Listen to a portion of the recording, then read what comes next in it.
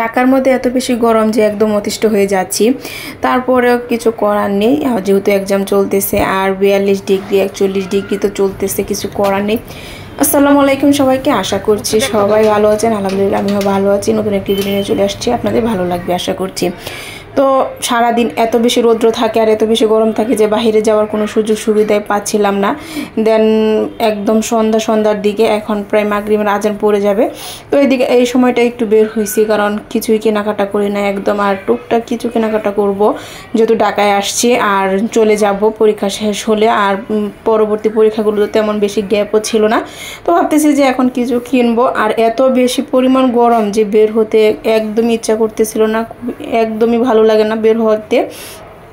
তো আজকে ভাবলাম যে না, আজকে একটু বের হই, তো আমি বের হয়ে গেছি। আর এখন আজকে প্রথমে যাব হচ্ছে আগুরাতে, আর ওখানে আন্টি কিছু তার বাসার জন্য কেনাকাটা করবে আর বাচ্চার জন্য খাবার কেনাকাটা করবে। দেন আমি একটা ব্যাগ কিনবো, তার জন্য টোকেস করে চলে যাব। মূলত আমি আমার শাশুড়ির জন্যই কিনবো, তো ভাবতেছি যে চলে যাই। আর এখানে দেখেন সন্ধ্যায় হয়ে গেছে মাগরিবের। আর মাঝখানে আমি একটা বাসায় গেছিলাম, আন্টির হচ্ছে তার জালের বাসায় ছিল, তো ওইখানে গিয়ে মাত্র 10 মিনিট বসছিলাম আর একদম সন্ধ্যা হয়ে গেছে। কারণ আমরা বেরই হয়েছি রাত্র করে, কারণ এত বেশি গরম যে দিনের বেলা বের হওয়া সম্ভবই হচ্ছিল না।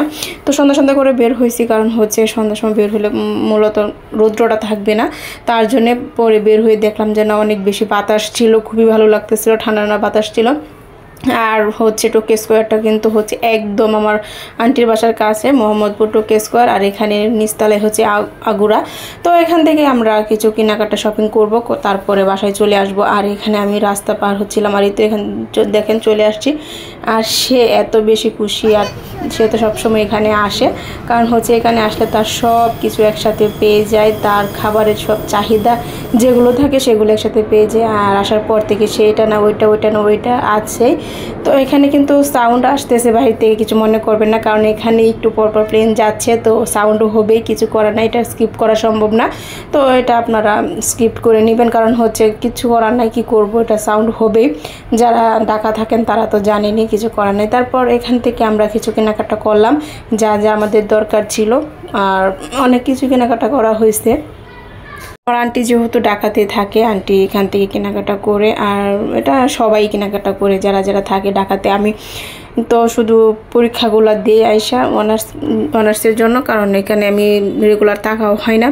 তো ভাবলাম যে আচ্ছা ঠিক আছে, আন্টির সাথে যাই, আর আমার যা কেনাকাটা ছিল সেগুলো কেনাকাটা করে ফেলি। আর দেখেন এখানে আসলে আমার কোনো কিছুতে লোভ নাই, কিন্তু লোভ হচ্ছে এখানে, মানে এরকম কোনো সাংসারিক কোনো জিনিসপত্র দেখলে আমার কেন জানি লোভ হয়ে যায়, আমি জানি না, এত বেশি ভালো লাগে, ইচ্ছা করে যে সব কিনে নিয়ে আসি। কারণ এগুলোর প্রতি আমি অনেক বেশি আসক্ত, আগে থেকেই, বিয়ের আগে থেকেই আমি এগুলোর প্রতি অনেক বেশি আসক্ত ছিলাম। আর এগুলো দেখলে আমার মাথা একদমই ঠিক থাকে না, কি আর করব। তো দেখতেছিলাম, একটু করে ভিডিও করতেছিলাম। আর এখানে একটা শোরুমে চলে আসছি, এটাও আগুরার সাথেই, আর এটা হচ্ছে আমার আঙ্কেলের পরিচিত দোকান। তো এখান থেকেই আমরা বেশিরভাগ কেনাকাটাটা করি। তো এখানে অনেক ধরনের ভ্যারাইটিস ব্যাগ ছিল, আর এখানে কিন্তু পার্টি ব্যাগও ছিল। আমি এগুলাই দেখতেছিলাম বেশি, কারণ আমিও কিনবো সেজন্যে। তো আজকে আমার জন্য আর কেনাকাটা করবো না, কারণ হচ্ছে আজকে দেখে গেলাম, মানে অনেক বেশি প্রাইস হচ্ছিল, কি করব। তারপর ভাবলাম যে না, এখন নিব না, পরবর্তীতে দেখি, আর টোকেস করে ভিতরে গিয়ে দেখি কীরকম কি পাওয়া যায় না পাওয়া যায়। আজকে আর কেনাকাটা করব না, শুধু আমার শাশুড়ির জন্য ব্যাগটা দেখে নিয়ে যাব কেনাকাটা করে। তো এখান থেকে আমি ব্যাগ নিয়ে নিছি, আপনারা দেখলেই বুঝতে পারবেন যে এখানে কত রকমের জিনিস আর সব কিছু একসাথে পাওয়া যায়। এটা একটা খুব ভালো জিনিস যে এত খোঁজাখুঁজি করা লাগে না, সব কিছু ভালো লাগতেছিল। দেন এই তো আমরা বাসার দিকে চলে আসছি। আর অনেক বেশি যেহেতু গরম, আমি ভাবলাম যে আমরা দুজন মিলে একটু ঠান্ডা খেয়ে নিই, জুস, এটা আমার অনেক বেশি ফেভারিট, আমি প্রায় সময় খেয়ে থাকি।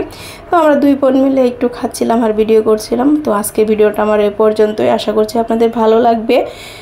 যারা আমার ফেসবুক পেজটি এখনও ফলো করে নাই, সবাই আমার ফেসবুক পেজটি ফলো করে দিবেন। আর আমার ফাতেমা সীমা ব্লগ ইউটিউব চ্যানেলটা কিন্তু সাবস্ক্রাইব করে দিবেন, আপনাদের ফ্রেন্ডস আর ফ্যামিলির সাথে শেয়ার করবেন।